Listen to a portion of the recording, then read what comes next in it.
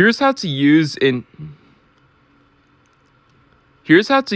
everything you need to know about the Waymo app. Now, the first thing you need to do is it doesn't cost any money on the App Store, and it is basically a ride service where you can actually call a car for a fee without a driver. Just because the whole thing that Waymo does is they have a bunch of these driverless cars with cameras on them that can actually detect the roads so that you don't have to talk to whoever may be driving you somewhere. But when you actually get the app, you can sign up using your email, and then you basically enter in the 6-digit code, and you'll have access to the app like so. And you can see on the home feed, currently it is only available in about 5 different places in the United States, but if it is available, you can see the search bar on the very top, and you can basically search for any destination that you would actually like to be dropped off or delivered to. Now, it's available in LA, Denver, and Florida, and a few other places, I think. But once you've actually set your location, where you actually want to be picked up and where you want to be dropped off, you can actually just view this on the map like so. And it's basically just going to request your car. You can see it costs a set fee. There's no multiple options like there are on Lyft or Uber.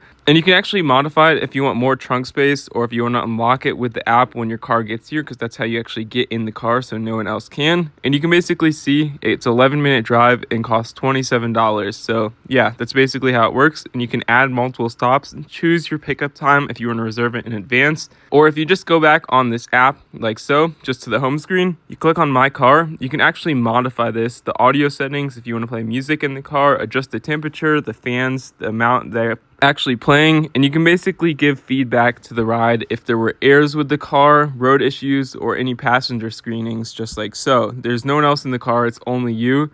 But basically, you can just modify your stuff in your account. It's a really cool link to use, and I highly recommend trying it if you're even just unsure about the entire process. But basically, it's a driverless car that picks you up, and then you can actually unlock the car within the app once you request a ride. And then when you get out, your ride actually ends on the app, and that's all you need to do to use the Waymo app. Found this helpful? Consider liking the video and subscribing down below.